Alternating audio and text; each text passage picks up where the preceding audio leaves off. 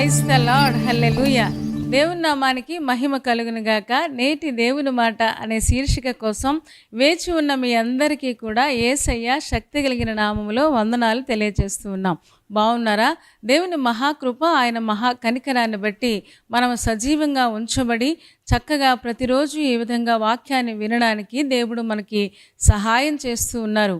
గొప్ప దేవునికి మహిమ కలుగును గాక. మరి నేటి దేవుని మాట అనే శీర్షికలో దేవుడు మనకి ఇవ్వబోతున్న మాటను ఒక్కసారి మనం చూద్దాం. 40వ దావీదు కీర్తన 6వ వచనం నేను చదువుతూ ఉన్నాను.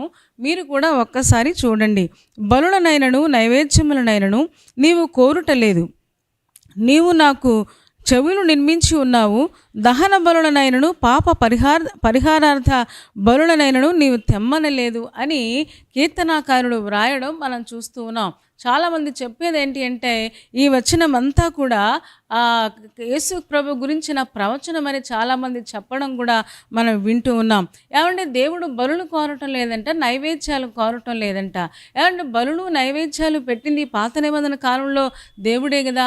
లేవియకాండం 1-6 అధ్యాయాలు మనం చదవగలిగితే అక్కడ రకరకాల బలుల గురించి, తప్పు చేస్తే ఏ బలి అర్పించాలో, అపరాధం చేస్తే ఏ బలి అర్పించాలో, ఇలా సమాధానం లేకపోతే ఏ బలి అర్పించాలో, ఈ బలుల గురించి అలాగే నైవేద్యాల గురించి చాలా విషయాలు ఆయన మోషేకి చెప్పినట్టుగా మనం చూస్తాం. ఇశ్రాయేలును ఆ దినాలలో బలులు నైవేద్యాలు అర్పించి దేవుణ్ణి ప్రసన్నం చేసుకున్నట్టుగా కూడా మనం నేర్చుకున్నాం. మరి ఇక్కడే చూస్తూ ఉంటే బలులొద్దు, నైవేద్యాలు వద్దు, నీవు నాకు చెవులు నిర్మించి ఉన్నావు అని చెప్పడం మనం చూస్తూ ఉన్నాం. నిర్గమకాండము 20వ అధ్యాయము 24వ వచనం కూడా మనం చూడగలిగితే అక్కడ రాయబడిన మాట ఏంటి అంటే 20-24 నేను చదువుతూ ఉన్నాను. మీరు కూడా ఒక్కసారి చూడండి. ఏమండి, మంటి బలిపీఠమును నా కొరకు చేసి దాని మీద నీ దహన బలులను, సమాధాన బలులను, నీ గొర్రెలను, నీ ఎద్దులను అర్పింపవలను అని చెప్పడం మనం వింటూ ఉన్నాం. అది పాత నిబంధన కాలంలో దేవుడు దహన బలులు లేకపోతే నైవేద్యాలు అవన్నీ కూడా అర్పించమన్నట్టుగా మనం అర్పించుకొని పాపానికి ప్రాయశ్చిత్తం చేసుకోండి అని చెప్పినట్టుగా మనం చూస్తాం. మరి క్రొత్త నిబంధనకు వచ్చేటప్పటికి ఇక బలులతో పని లేదు. ఎందుకు అంటే యేసు ప్రభు వారు 2000 సంవత్సరాలకు పూర్వమే మనందరి కోసం ఈ లోకంలోనికి వచ్చి ఆయన మనందరి కోసం బలిగా తన యొక్క ప్రాణాన్ని, తన రక్తాన్ని అర్పించిన గొప్ప దేవుడై ఉన్నాడు. యేసు రక్తము ప్రతి పాపమును కడిగి పవిత్ర పరచును అని లేఖనం చెప్తూ ఉంది కదా. ఎవరైతే విశ్వాసముతో దేవా నేను పాపిని, నన్ను క్షమించు అని ఒప్పుకుంటారో తప్పకుండా యేసు రక్తము వారిని నీతిమంతులుగా, పరిశుద్ధులుగా చేస్తుంది అనే లేఖనం ద్వారా మనం నేర్చుకుంటూ ఉన్నాం. మరి ఇక్కడికి వచ్చేటప్పటికి దేవుడు బలులు కోరటం లేదు, నైవేద్యాలు కోరటం లేదు. ఎందుకు అంటే ఆల్రెడీ దేవుడు బలి అర్పించాడు కదా అని ఒకవేళ మనం అనుకుంటే ఇక్కడ ఇంకొక మాట కూడా రాస్తూ ఉన్నారు. నీవు నాకు చెవులు నిర్మించి ఉన్నావు అని చెప్పడం చాలా వింతగా అనిపిస్తుంది. అంటే బలులు నైవేద్యాలు కంటే కూడా నీవు నాకు చెవులు ఇచ్చావు కదా. చెవులు ఎందుకండి? చెవులు దేనికోసం ఉపయోగపడతాయి అని ఆలోచిస్తే చెవులు మాటలు వినడానికి ఉపయోగపడతాయి. ఏమంటే ఎదుటి వాళ్ళు చెప్పేది విని అర్థం చేసుకొని ఆ చొప్పున చెయ్యాలి అంటే తప్పకుండా చెవులు అనేవి అవి చాలా వాటి పని అవి చేయాల్సిన అవసరత ఎంతైనా ఉంది. బలులొద్దు, నైవేద్యాలు వద్దు. ఈ రోజున చాలామంది కానుకలు ఇస్తూ ఉంటారు, అవి చేస్తూ ఉంటారు, చర్చి కట్టిస్తామంటారు. అవన్నీ మంచిదే, మంచి పనులే చేయొచ్చు. కానీ వాటన్నిటికంటే మించింది ఏంటి అంటే మన బలుల కంటే, నైవేద్యాల కంటే కూడా నీవు నాకు చెవులు నిర్మించి ఉన్నావు గనుక ఈ చెవులతో చక్కగా నీ మాట వినడం నాకు నేర్పించు అని చెప్తే ఎంత బాగుంటుందో కదా. 40వ కీర్తనలో మనం చదువుతూ ఉన్నాం, నీవు నాకు చెవులు నిర్మించి ఉన్నావు కాబట్టి ఆ చెవులు నీ మాట వినేలాగా నాకు సహాయం చేయండి అని మనం ప్రభువుని అడిగితే తప్పకుండా దేవుడు కృప చూపిస్తాడు. ఏమంటే ఈ రోజున చాలామంది దగ్గర వినే మాట ఏంటి అంటే తల్లిదండ్రులు అంటూ ఉంటారు, పిల్లలు మా మాట వినటం లేదని. భర్త అంటూ ఉంటాడు, భార్య నా మాట వినటం లేదని. భార్య అంటూ ఉంటుంది, భర్త ఒక్కొక్కసారి కూడా నా మాట అర్థం చేసుకోవటం లేదని ఇలాగ చెప్పుకుంటూ పోతే అంటే సంఘంలో కూడా చాలాసార్లు బైబిల్ దేవుడు కూడా చాలాసార్లు ఇశ్రాయేలు నా మాట వినటం లేదు, నా మాట వింటే వాళ్ళకి ఎంత ఆశీర్వాదమో అని చెప్పడం చాలాసార్లు మనం విన్నాము కదా. అయ్యో ఇశ్రాయేలు, నీవు నా మాట వినని ఎడల ఎంత మేలు అని చెప్పడం విన్నాం. ఈరోజున దేవుడు అంటూ ఉన్నాడు, మీరు నా మాట వినండి. వినండి అంటే అర్థం ఏంటి అంటే ఆ చొప్పున చేయడం, దేవుడు ఏం చెప్పాడో అలా చేయడానికి ప్రయత్నం చేయడం. ఈరోజున చాలాసార్లు ఎక్కడ చూసినా దేవుని వాక్యం విస్తారంగా వినిపిస్తుంది, వాక్యాలు బాగానే వింటున్నాం. అంటే వాక్యాలు విని వాళ్ళు బాగా చెప్పారు, వీళ్ళు బాగా చెప్పారు, వీళ్ళు బాగా చెప్పలేదు అని కూడా చెప్పగలుగుతూ ఉన్నాం. కానీ చాలాసార్లు వాక్యంలో ఉన్నది ఉన్నట్టుగా గ్రహించలేక ఆ వాక్యాన్ని విని అలాగే విడిచిపెట్టేసిన వారమై ఉంటున్నాం. అందుకనే దేవుడు అంటున్నాడు, మీరిచ్చే బలుల కంటే, మీరిచ్చే నైవేద్యాల కంటే, మీరిచ్చే కానుకల కంటే నేను మీకు చెవులు నిర్మించి ఉన్నాను. ఆ చెవులతో దేవుని మాట వినండి. విని గ్రహించి ఆ దేవుణ్ణి సంతోషపెట్టేలాగా ఆ వాక్యాన్ని అంగీకరించి ఆ చొప్పున చేయడానికి ప్రయత్నం చేయండి అని దేవుడు చెబుతున్నట్టుగా మనకు అర్థమవుతుంది. చూద్దామా ఒక్కసారి సమూయేలు రాసిన మొదటి గ్రంథము 15వ అధ్యాయము 22వ వచనంలో కూడా ఏమండి సౌలు మొదటి రాజైన సౌలుతో సమూయేలు అంటాడు, ఏమని అంటాడంటే 15వ వచనం చూడండి. మొదటి సమూయేలు గ్రంథము 15వ అధ్యాయంలో 22వ వచనం నేను చదువుతున్నాను.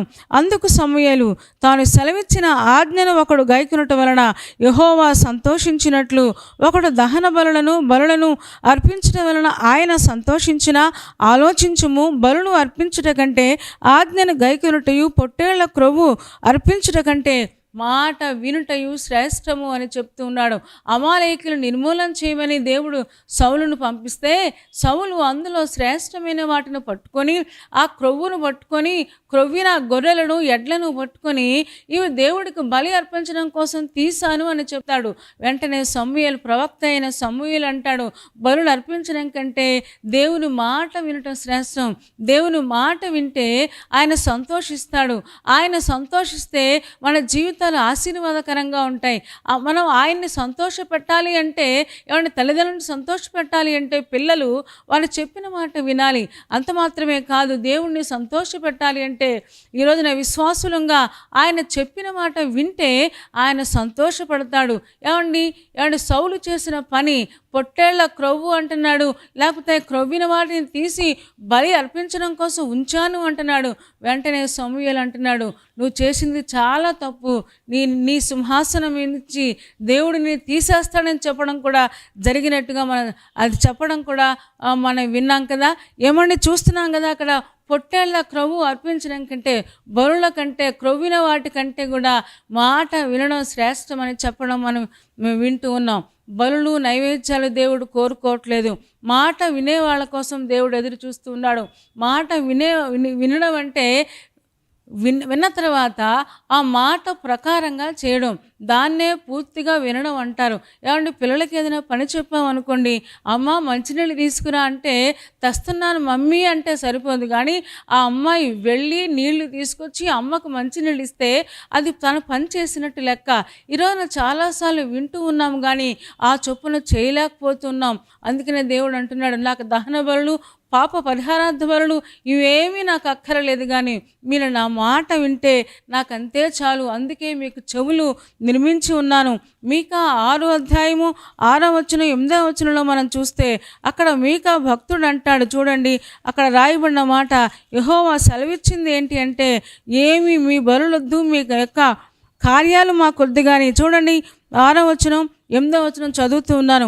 ఏమి తీసుకుని వచ్చి నేను యెహోవాను దర్శించును, ఏమి తీసుకుని వచ్చి మహోన్నతుడైన దేవుని సన్నిధిని నమస్కారం చేస్తాను.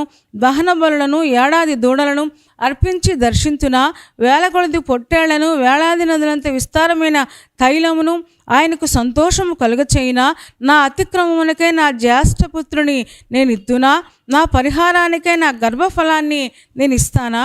మనుషుడా, ఏది ఉత్తమమో అది నీకు తెలియచేయ చేయబడినది, న్యాయంగా నడుచుకో, కనికరాన్ని ప్రేమించు, దీన మనసు కలిగి నీ దేవుని ఎదుట ప్రవర్తించు. ఇంతే కదా యెహోవా నిన్ను అడుగుచున్నాడు.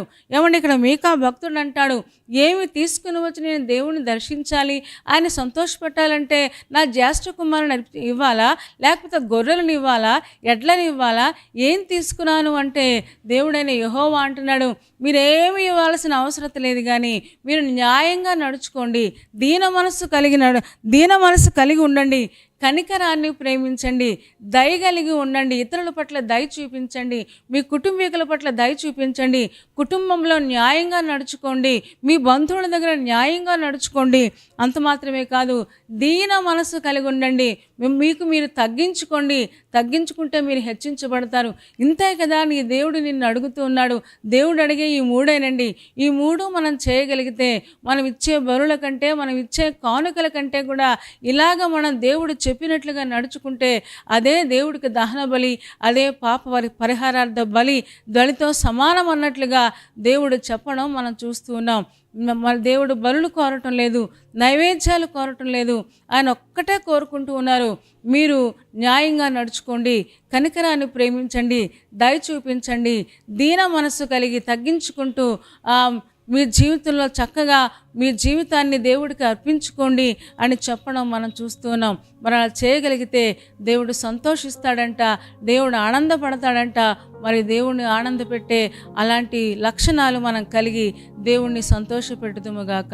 దేవుడి మాటలను దీవించునుగాక. తలలు వంచండి, కళ్ళు మూసుకోండి, చిన్న మాట ప్రార్థన చేద్దాం. పరిశుద్ధుడా, ప్రేమ కలిగిన మా తండ్రి, నీ పాదాలకు వందనాలు, స్తోత్రాలు చెల్లిస్తూ ఉన్నాం. నువ్వెంత మంచి దేవుడవు నాయన. నువ్వు బలులు కోరటం లేదు, నైవేద్యాలు కోరటం లేదు, కేవలం న్యాయంగా నడుచుకోమంటున్నాం, కనికరాన్ని ప్రేమించమంటున్నాం, దీన మనస్సు కలిగి జీవించమంటున్నాం. అలా చేయడానికి మాకందరికీ సహాయం చేయము. సౌలు రాజు నీ మాట వినకుండా ఎవరిని నిర్మూలన చేయాలో వాళ్ళని నిర్మూలన చేయకుండా తండ్రి తన సొంత మనస్సు ఉపయోగించి నీకు దూరం అయిపోయినట్టుగా చూస్తూ ఉన్నాం. దేవాన్ని నీ మాట వింటే నువ్వు సంతోషపడతావు కదా. నీ మాట విని నీ వాక్యాన్ని వింటున్న మేము తండ్రి ఆ వాక్య ప్రకారంగా నడుచుకోవడానికి మాకందరికీ సహాయం చేయము. పెళ్లి రోజు, పుట్టినరోజు జరుపుకుంటున్న వారిని దీవించండి నాయన. అంత మాత్రమే కాదు, ఎగ్జామ్స్ రాస్తున్న వారిని తండ్రి, అలాగే ఇంటర్వ్యూకి వెళుతున్న వారికి సఫలత మీరు దయచేయము. బలహీనంగా ఉంటే మీరు ముట్టి స్వస్థపరచండి, రేపటి దినం కోసం సిద్ధపరచండి. యేసయ్య నామములో ప్రార్థించి వేడుకొంచున్నాము తండ్రి, ఆమేన్. ఆమేన్ చెప్పారు కదా అందరూ. చాలా సంతోషం. చాలా ఓపికగా శ్రద్ధగా దేవుని యొక్క వాక్యాన్ని మీరు వింటూ ఉన్నారు. మిమ్మల్ని బట్టి మేము సంతోషిస్తూ ఉన్నాం. కార్యక్రమం మీకు నచ్చితే లైక్ చేయండి, షేర్ చేయండి, కామెంట్ కూడా పెట్టండి. డాక్టర్ స్పర్జన్ యూట్యూబ్ ఛానల్ని ఇంకా సబ్స్క్రైబ్ చేసుకోకపోతే సబ్స్క్రైబ్ చేసుకోండి. నోటిఫికేషన్స్ అన్నీ మీకు వస్తాయి. మా కార్యక్రమాలన్నీ మీరు చూడవచ్చు. సరేనా అండి? దేవుని చిత్తమైతే మరలా రేపు ఉదయం మళ్ళీ కలుసుకుందాం. అప్పటి వరకు దేవుని మహాకృప మనందరికీ తోడే ఉంటుంది. ఆమేన్.